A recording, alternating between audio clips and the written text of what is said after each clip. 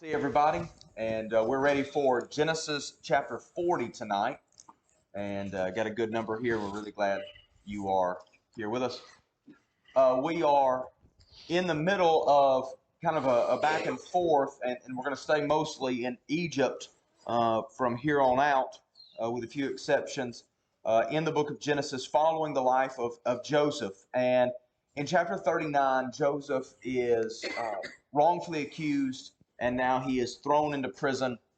And as we open up chapter 40, that's where we will see him. It's kind of amazing. The story of Joseph could be told relatively quickly, and yet we get quite a bit of detail in the story to kind of set up how each thing happens. And I think part of that is because it would be kind of dramatic for us to open up the book of Exodus and see Israel down in Egypt. We'd say, well, how in the world did that happen? And so we're given quite the narrative of describing how that happens.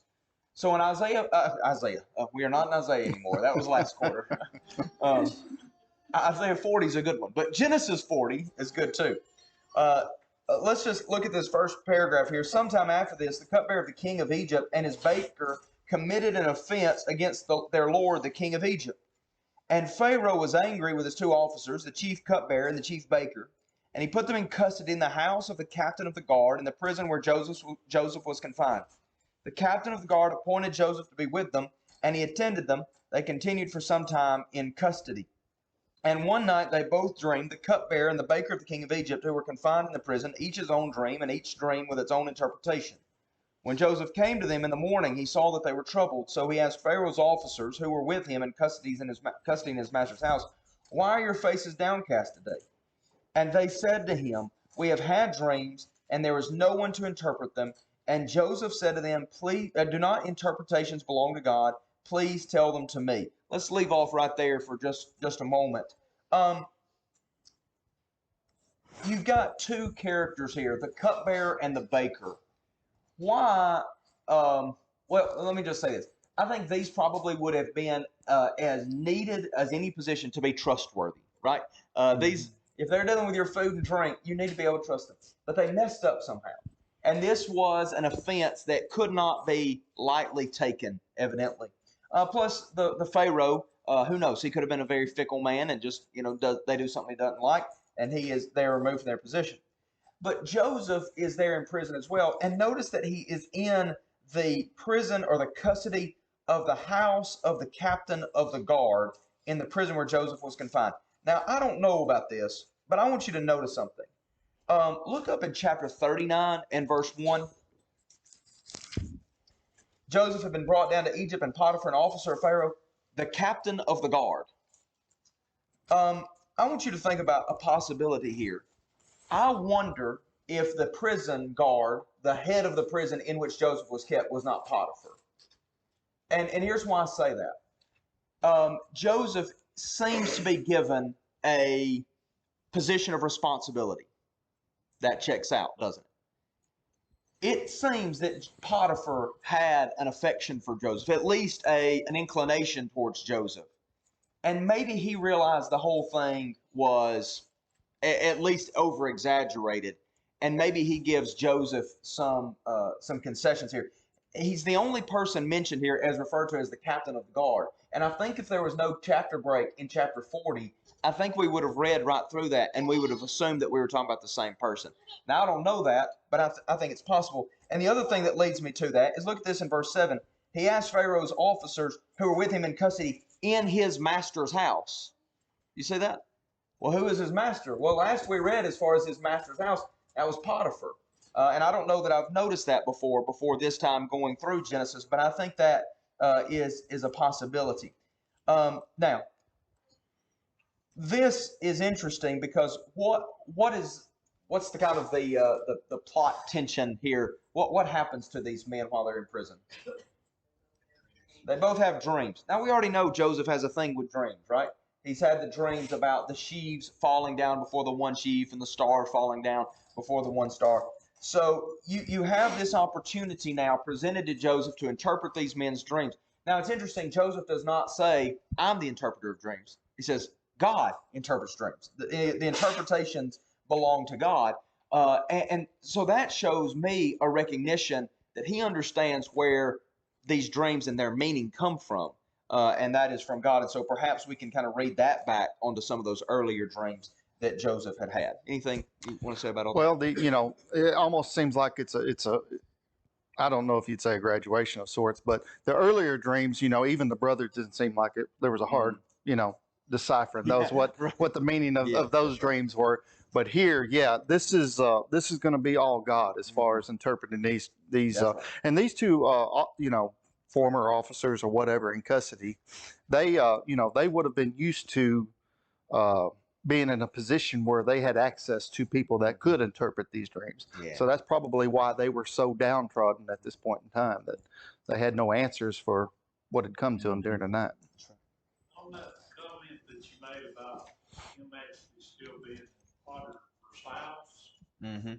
if you go back up to 39 and 20, it says that Joseph's master took him and put him into prison, in a place where the king's prisoners were confined. Yep. And there he was in prison. And then it says down in 21, but the Lord was with Joseph and showed him mercy and gave him favor in the sight of the keeper of the prison.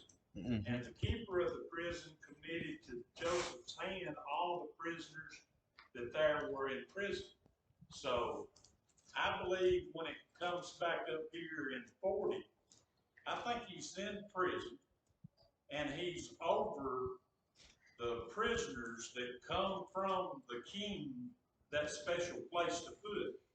And the keeper or the guard of that prison has put Joseph in authority over those, but I don't think that he's actually dealing anything with Potiphar. I think Potiphar, when all that happened between the allegations with his wife, he took him to the prison and turned him over to the prison leader. And undoubtedly he was staying in a house of that captain of that guard that was the keeper of the prison, not Potiphar's house. Okay. Well, that could be, but regardless, Potiphar is over this prison, so nothing is going to escape his oversight. And I do believe, and of course, this is just an opinion. I don't know, but maybe Potiphar was able to see through his wife's. Yeah. But he had to appease her. He had to do something, and maybe this was a lighter affliction. I don't think this keeper or whatever prison keeper would have done anything without Potiphar's insight. And I think Potiphar did have a say in. If you go back to chapter 39, verse 1, it says Potiphar is an officer of Pharaoh, the captain of the guards. Yeah. Yeah, so the only thing I'll say about that is in verse 3, he put them in custody in the house of the captain of the guard in the prison where Joseph was confined.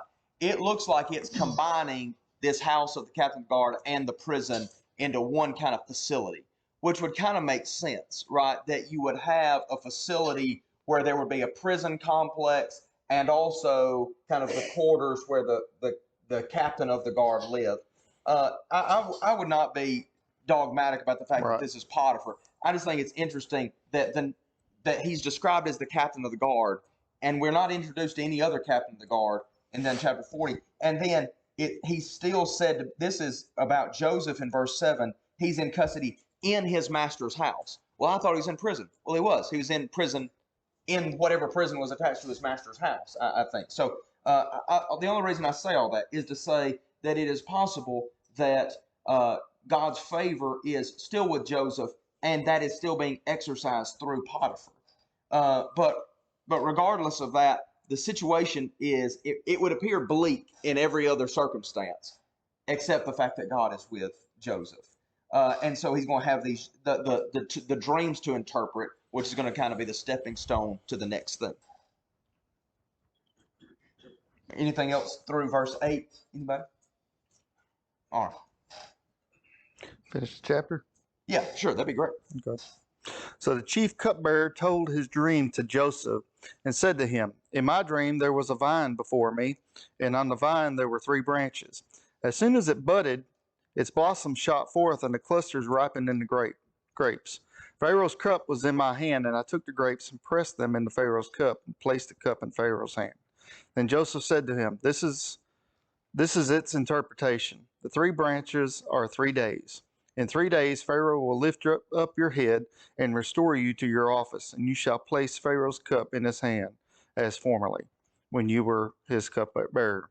Only remember me when it is well with you, and please do me the kindness to mention me to Pharaoh, and so get me out of this house. For I was indeed stolen out of the land of the Hebrews, and here also I have done nothing that they should put me into the pit. When the chief baker saw that the interpretation was favorable, he said to Joseph, I also had a dream. There were 3 cake baskets on my head, and in the uppermost basket there were all sorts of baked food for Pharaoh, but the birds were eating it out of the basket on my head. And Joseph answered and said, This is its interpretation. The 3 baskets are 3 days. In 3 days Pharaoh will lift up your head from you and hang you on a tree, and the birds will eat the flesh from you. On the 3rd day, which was Pharaoh's birthday, he made a feast for all the servants, and lifted up the head of the chief cupbearer and the head of the chief baker among his servants. He restored the chief cupbearer to his position and placed the cup in Pharaoh's hand. But he hanged the chief baker, as Joseph had interpreted to them. Yet the chief cupbearer did not remember Joseph, but he forgot him. So Joseph interprets the dreams. And for the cupbearer, it was a very positive dream. These clusters here that were bearing blossoms and then bearing fruit. And then the cupbearer takes the fruit and squeezes it into Pharaoh's cup and hands it to Pharaoh. And, he tells them that, in 3 days, this is going to take place. You're going to be restored to your position. Well, the baker hears this and instantly he thinks, hey, good news there. Mine's going to be good news too. So he shares his dream with Joseph, but it's not quite as favorable as the cupbearer's dream. Certainly, he has a dream of these baskets, 3 baskets, and in the top basket, there was all kinds of food that was resting on his head, and the birds of the air were coming down and eating of it. And Joseph tells him, says, in 3 days, Pharaoh's going to take your head off your shoulders, and the birds are going to eat your flesh. And just as Joseph said, both of these dreams played out exactly as Joseph had described. And so everything looks positive. But as time plays out, as the days and weeks and months would have unfolded, Joseph's hope would have faded as well. Because, he told the cupbearer, do not forget me. Remember me when you come before the presence of Pharaoh. Yet, what happens? He forgets him. That would be, you ever been in a situation like that where, all your hope is based on something and then it doesn't work out? Talking about being deflated. And you think about Joseph in this position, this would be a really, if he hasn't had opportunity already, this would be a great occasion for him to just, give it up. Say, it's hopeless. There's nothing there. I'm not going to get out of this situation. I'm stuck and there's nothing I can do. Poor, pitiful me. How often do we do that? This is some of the things that I struggle with on a personal level. There's a saying as far as make change where you can make change, but accept the things that you can't change. And, I struggle with that. Many of us struggle with that. This is a lesson for us to see a young man, still a young man. He's been here for some time now, but he's still a young man. And, he's making change where he can make change, but the things that's out of his control, he's accepting. And we need to do the same thing. And God showing him still favoritism and blessing him. 2 years later, he gets another chance. Yeah, at this moment, of course, we see the end of the story. He can't. But the way our lives unfold, we can't see the end of the story. We don't see, whether our role is a significant role in God's plan. We don't know what the future holds. How do we accept adversity when it's happening, when we're in the trenches? Yeah. This is a lesson for us. We just read over in 2 years. How to live. Yeah. That'd be a long 2 years, would it not? You can imagine that. That'd be a difficult 2 years. Maybe this lesson we learned from the cupbearer cupbearer as well, right? He does something I think is very human. He gets blessings from this and then forgets about Yeah. blessings didn't come from Joseph, but he forgets about his responsibility. Right. I think we have a tendency to do that as well. Like we'll accept blessings and then forget maybe responsibilities that come along with that. I'm just saying that's kind of interesting also. Oftentimes we call that gratitude. You know, it's a way of giving back, paying back what someone's done for us. You know. Yeah. You got anything? Well, just thinking at the end of 39, what do we know about Joseph's time in prison? The Lord's with him. The Lord's with him even through the forgetfulness of the cupbearer.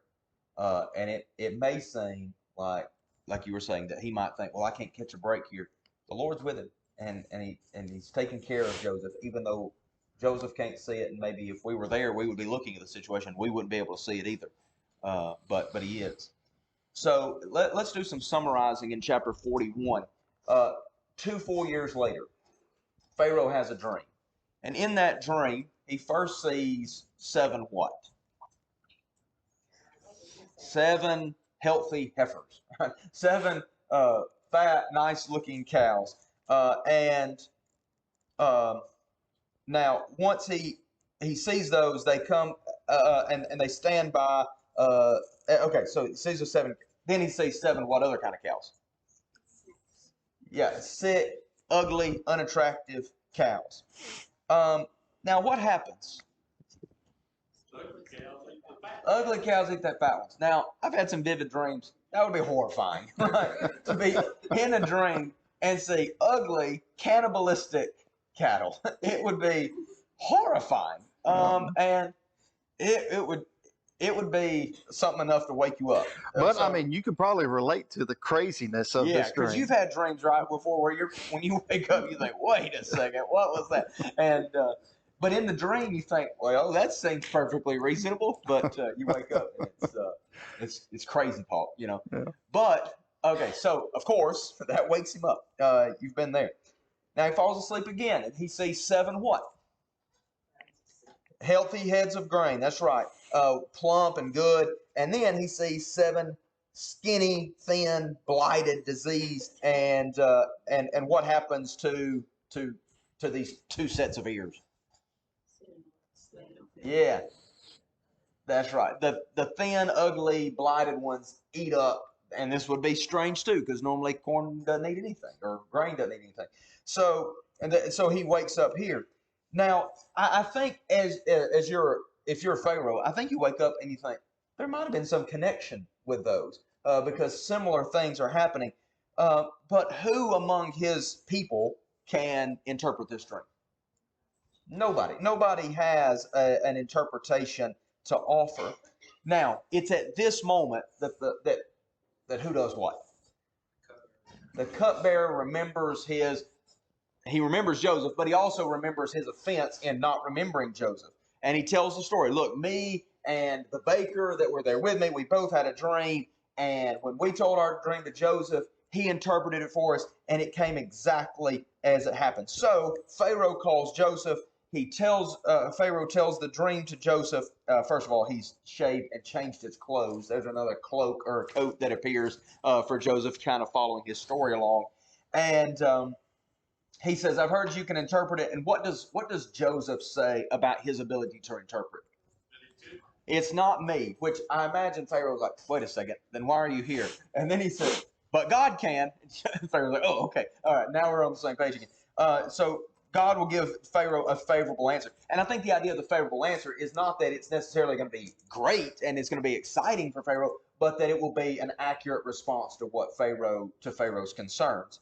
And so Pharaoh tells Joseph the dream and repeats it just like he had it.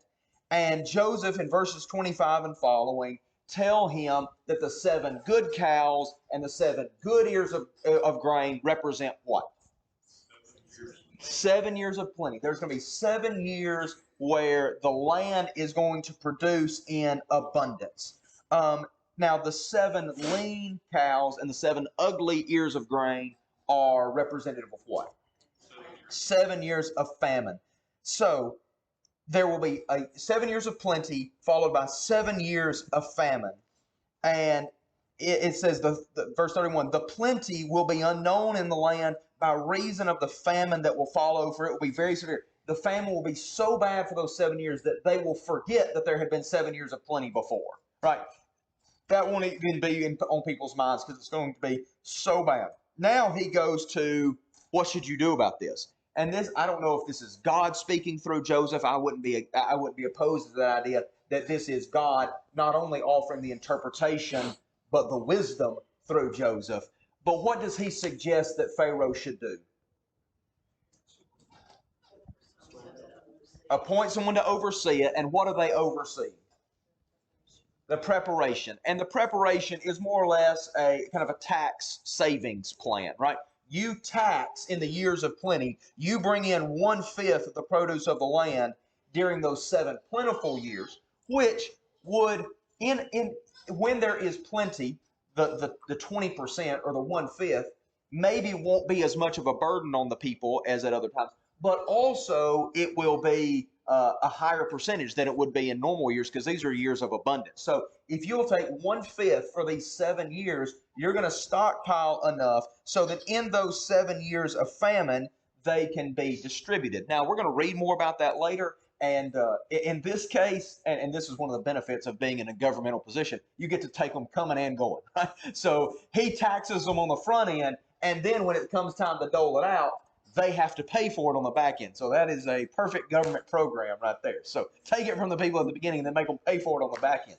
But and eventually, Pharaoh's going to end up owning all the land in Egypt practically, because when people run out of money, what are they going to do? They're going to give him their land in exchange. And so after that 7 years, And their service. And their service, right? So it is a win-win-win for Pharaoh in this case. Now, Pharaoh hears this interpretation, and he hears the suggestion that Joseph makes, and what does he say to his advisors and his servants? Verse 38. Yeah. Who else are we going to appoint over this task other than this guy? So he brings in Joseph. This is verse 39. Since God has shown you all this, there is none so discerning and wise as you are. You shall be over my house, and all my people shall order themselves as you command. Only as regards the throne will I be greater than you. Now, I don't know if there is a quicker transition from the depths of society to the heights of society than this. I mean, this is you'd get a rush going this far this fast. And Pharaoh said to Joseph, "See, I have set you over all the land of Europe." So he goes from being a forgotten prisoner in Egypt, out of his homeland, to being the second in command in what was probably the most powerful empire on the planet at that time. Now, why does that happen? Because God is with him, right? And Joseph, I believe, recognizes that from beginning to end, that this would not be the case if it had not been for God. He recognizes that in Potiphar's house. I can't do this against God. He recognized that in the dream. Yes, Mr. Raymond. Before we get too far, Yeah. we've talked about the thing how Joseph had so much. I lost hope. That's all right. He knows maybe that's what we walk over. They try to give Joseph credit. He gives all the credit to God. That's right. And that may be why now that they do it so well. Yeah. They give God the credit. They're going to take it. Yeah, that's exactly right. So I think we see something in the character of Joseph in all of this, in refusing the sin in chapter 39, in the interpretation in chapter 40, even for the butler and the baker, or the cupbearer and the baker, where he says, interpretations belong to God. And then even in the presence of Pharaoh, when it would be perfectly in your advantage to take credit for this, he says, it's not me, it's the God that I serve. That's a powerful lesson there. Attitude, that's right. Yeah, that's right. So notice, and I'm running all over this. Do you have anything you'd like to share so far? So he gets he's put in a position of authority. He's dressed as a royal. He is made. People are made to pay homage to him as he goes throughout the land. And so in verse 45, Pharaoh called Joseph's name Zaphanath Paneah. So he's given an Egyptian name, and he gave him in marriage to Asenath, the daughter of Potiphera, the priest of On. So Joseph went out over the land of Egypt. Now, in verse 46, we learn that he was 30 when he goes into the service of Pharaoh, king of Egypt. So he was 17 the last time marker we got. We know he was forgotten for 2 years. So that means all the stuff from him being sold to the stuff of him being, to interpreting the dreams of the butler and the baker had to have happened within about 10 years. So he's still a relatively young man as all that is unfolding and happening. That would have seemed like a long time to Joseph, but now everything is kind of coming to a head. Any thoughts that you all have through all of that? Is there a reason that some of the translations says butler and some says? Yeah, so butler was probably just the old word for cupbearer. Cupbearer is probably just a little bit more precise of a word, but that his job would have been practically the job of a butler. Yeah, I keep saying butler because I think that's the King James word for it, and so my text says cupbearer. That's why I'm being so indecisive about what to say. I was just gonna, I'll try to make it brief. Yeah, that's go good. back to the cupbearer or butler. Yeah. And then the fact he mentions, like, I remember my stint. Yeah. So you've mentioned before, I was just thinking about this in the light, that's why I brought it up. Mentioned before about how this is for the Israelites, right? About to go to the land. Well, they're about to receive some blessings, and they're not to forget these blessings come from God, and that it's an offense if they do forget, right? And forget their responsibilities to God. Yeah, that's So good. that's why I brought that up. It may not even be a major point, but I just thought it was. No, I think that's really helpful. So, yes, that's right. So the lesson would be when God gives you blessings, don't forget, because we see examples of that and how that hurts God's people. That's good. And they do over and over. And they do over and over. So, there's several things we notice here in verse 45 with regards to Pharaoh giving Joseph his name, giving him this wife. So he's bringing him fully into the Egyptian culture. And we're going to see that more so as we go along. He is going to, when Joseph's family comes, Pharaoh is going to rejoice. And when Joseph's family has the opportunity to come down to Egypt, Pharaoh is going to make all the provision necessary to make that possible. Pharaoh will not forget what Joseph does for him. And he will not only put him in a position of authority, but he will treat him as somebody who's earned that, even though we know these blessings come from God. Now, so they do this, and I know I'm summarizing quickly, but we have a lot to cover in a little bit of time. I got a quick Yeah, question go ahead. before we go Yeah, too far, sure. and it's just a side note. It's Yeah. not a major point. But going back to verse 10 of chapter, do you think there was a change of Pharaoh's, the way he words verse 10 when he explaining what happened to him in the past? It's almost like he's saying it anew. It's not like he's reminding the Pharaoh of what he did 2 years ago to So him. you're saying when Pharaoh was angry with his servants? Mhm. Yeah, I wonder. I think that's possible. I also think it's possible that he is referring to Pharaoh in like just a deferential way, right? Like, so we might say, I mean, we wouldn't say this, but because we don't have kings here. But if we would say, we're in their presence, we say, when your majesty, like we wouldn't call them by name, and we might even refer to them kind of in the third person or whatever that Okay. is. I don't know. Just as a sign of respect. Yeah, that's right. But I see the grammar there makes you think it could be a different one. That's interesting. Yeah. Okay. So it happens just like Joseph said it was going to happen. 7 years. 7 years, and so he stores it up. And in those 7 years, Joseph has 7 years of plenty too. He's married and he bears children. And the names here, they are beautiful and they're painful. Manasseh, for he said, God has made me forget all my hardship and all my father's house. Right, that's beautiful to say that I've been blessed here, so I've been able to forget. But the fact he has to forget is painful. And then in verse 52, Ephraim, for God has made me fruitful in the land of my affliction. You know, there is a recognition of, in the midst of great pain and great trauma or separation or whatever, that God has still been faithful. And I think that says something about the character of Joseph even still, that evidently he has not completely forgotten his father's house, or else he wouldn't have mentioned it.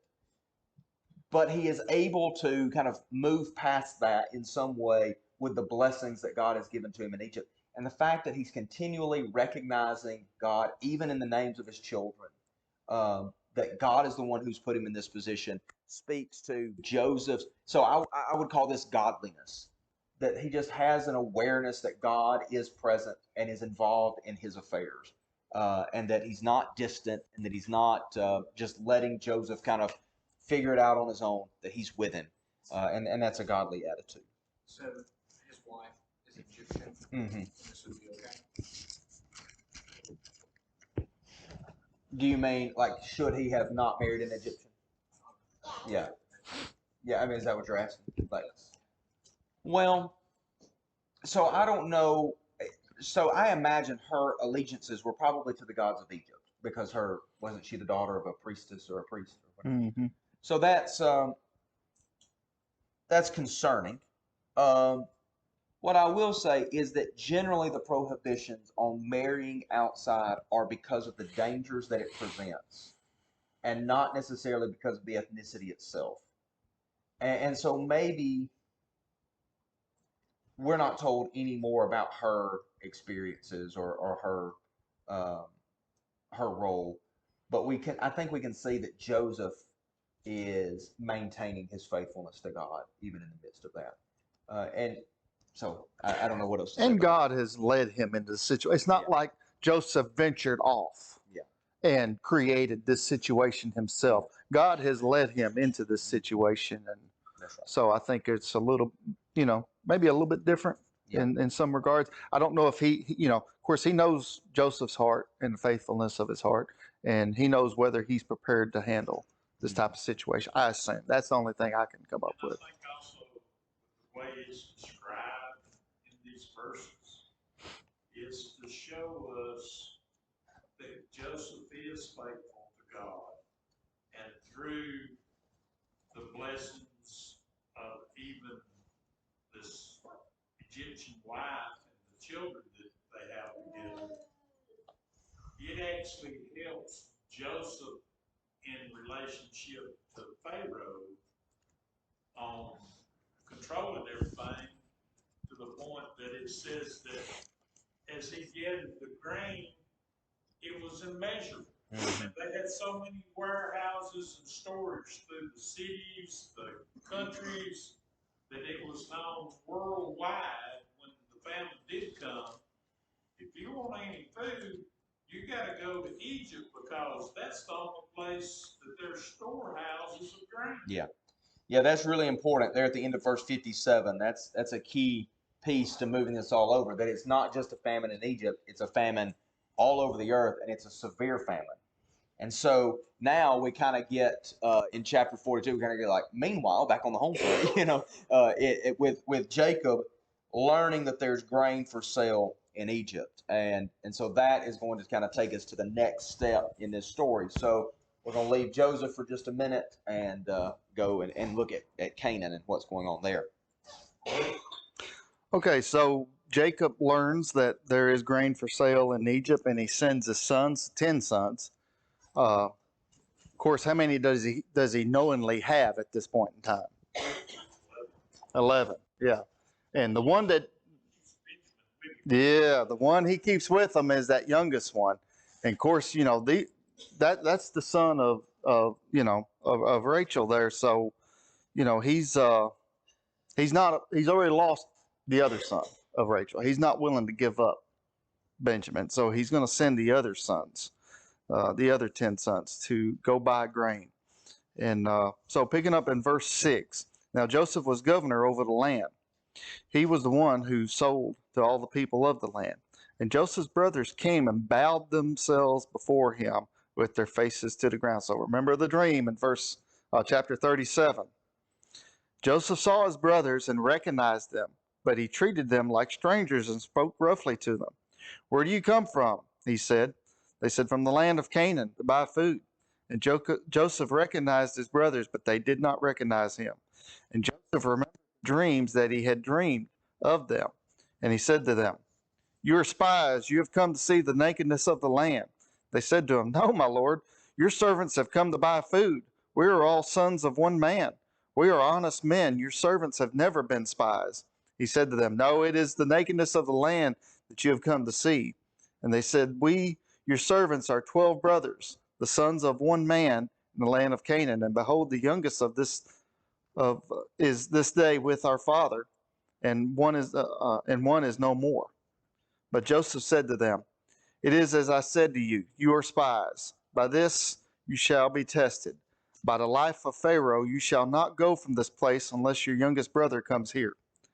Send one of you, let him bring your brother while you remain confined, that your words may be tested, whether there is truth in you. Or else by the life of Pharaoh, surely you are spies. And he put them all together in custody for 3 days. On the third day, Joseph said to them, do this and you will live, for I fear God. If you are honest men, let one of your brothers remain confined where you are in custody, and let the rest go. Carry grain for the famine to your households, and bring your youngest brother to me. So your words will be verified, and you shall not die. And they did so. Then they said to one another, in truth, we are guilty concerning our brother, in that we saw the distress of his soul when he begged us, and we did not listen. That is why this distress has come upon us. And Reuben answered them, did I not tell you not to sin against the boy? But you did not listen. So now there comes a reckoning for his blood. They did not know that Joseph understood them, for there was an interpreter between them. Then he turned away from them and wept. And he returned to them and spoke to them. And he took Simeon from them and bound him before their eyes. And Joseph gave orders to fill their bags with grain and to replace every man's money in his sack, and gave them provisions for the journey. This was done for them. Then they loaded their donkeys and their grain and departed. And as one of them opened his sack to give his donkey fodder at the lodging place, he saw his money in the mouth of his sack. He said to his brothers, my money has been put back. Here it is in the mouth of my sack. At this their hearts failed them, and they turned trembling to one another, saying, what is this that God has done to us? So I'm going to stop right there. So here, Joseph is in position of governor. He is the one who is selling, and his brothers have come before him now in need. Of course, he recognizes his brothers, but his brothers don't recognize him. I mean, it has been some 13 plus years, I guess. No, it's been probably More than 20 years. Yeah. 20 plus years. yeah, we're So- into the famine now. Yeah, so it'd have to be at least 37 at this point in time. So it's been some 20 years, and of course, you know, a lot of change has occurred, but he did recognize his brothers, but they did not recognize him. And so they come looking for food. Of course, you know, he remembered the young men, you know, the way they were. And now he's going to put them to a test to see if they are still the same men that they were when they sold him into slavery. And so he's going to test them. Of course, he asked numerous questions, and up to this point, they've been very transparent. They've been very truthful with them. You know, he asked them if they had a father. They said, yes. Do you have any other, you know, brothers or kinsmen or anything? Yes, we have a youngest brother. And they even confessed one that was no more. Yeah. That was their perception anyway. So he puts them in jail for some 3 days. And after that, he leaves them under the condition of, we're going to leave one here. You're going to leave me one. I'm going to send you back to your land. And I'm going to send you back with provisions, but you're going to bring the youngest brother back. And that's the only way you're going to get this one back. So he's testing their integrity, and he's giving them opportunity to sell another brother out as they did before. Are they going to be different people, or are they going to be the same people they were 20 years back? You know, what is their current state? Where are they at? in integrity and whatnot. So he sends them out. And not only that, but he even gives them a second test here, because he sends them back with their grain, but he also hides their money back in storage sacks. And on their way back, as they stop the lodge, they find that money. And now, they're thinking, oh no, what do we do with this? God is behind this. God is the one that is bringing this judgment upon us. What do we do with this? So, we're kind of at a point where their minds are scrambling, trying to figure out what to do. What are we going to do with this situation? That's right. Is that chair squeaking so much that's bothering y'all? Because it's bothering me. So y'all may not have noticed it. You're going to notice it now because I need to get some WD-40 on it. But anyway, okay. So let's just try to finish up 42 tonight. They come back. They tell Jacob what happens. And they said, the man of the land, they don't know who he is, said, by this I shall know that you are honest men. Leave one of your brothers with me and take grain for the famine of your households and go your way.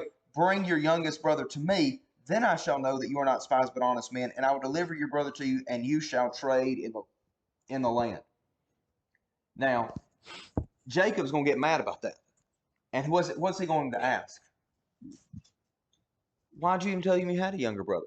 And it's like, well, he asked us specifically.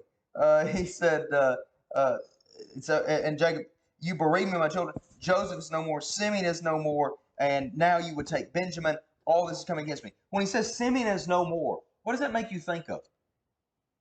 What does it make you think?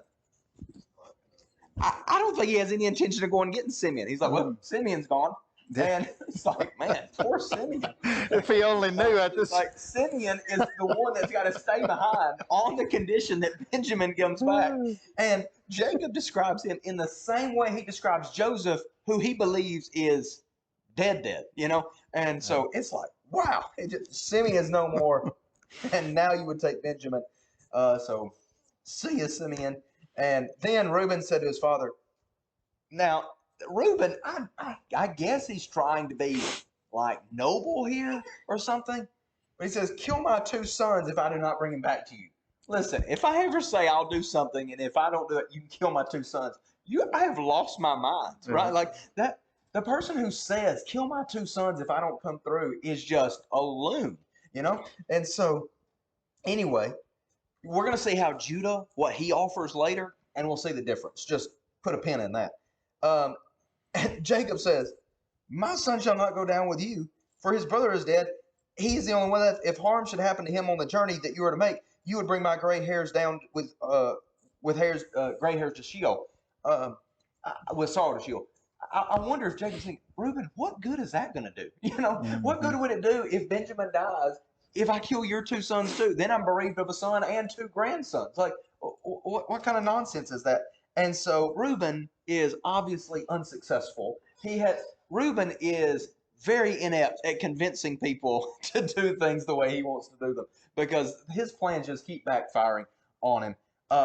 Reuben, I think, is showing himself to kind of be the one who should have been the one to take a leadership role and is continually abdicating or showing himself incapable of taking those leadership roles because of his own personal failures. Judah will be the one who will step up in later chapters, especially chapter 43. We have just a couple of minutes. Anything that you guys would like to say through chapter 42? You think there's something to when he says in the very last verse, Jacob does, my son shall not go down with you for his brother's dead, and he's the only one left. Yeah.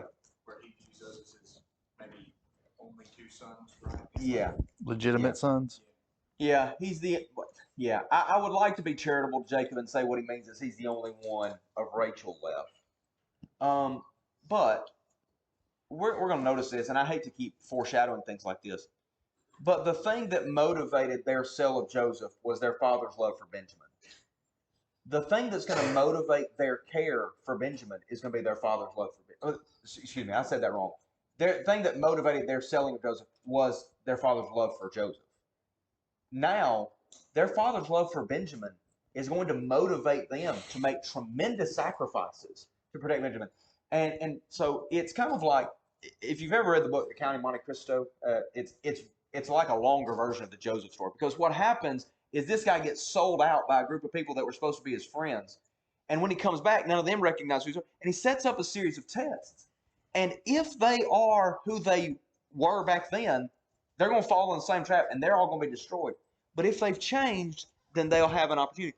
And one person in the story, spoiler alert, it's like a 300-year-old book. So if you haven't read it, that's on you. But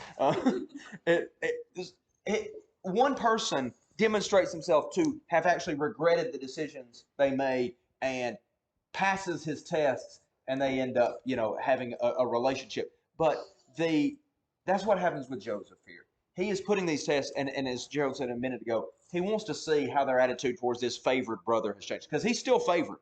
And Joseph's going to show him even more favor. And the question is, how do they respond to that? Do they say, well, let's just leave him here in Egypt and go back? No. That they're going to do everything they can to preserve him. And that's going to show Joseph what he needs to know. And so anyway, we'll pick that up on Wednesday night, Lord. Thanks for watching. If you found this video to be beneficial, please follow us on Facebook or subscribe to our YouTube channel. Feel free to share it with others that you feel like may benefit from it. If you need to contact us, please contact us via email at quinn.church@yahoo.com. Also, if you're in the area, we would love for you to come visit with us at one of our assemblies. Have a good day.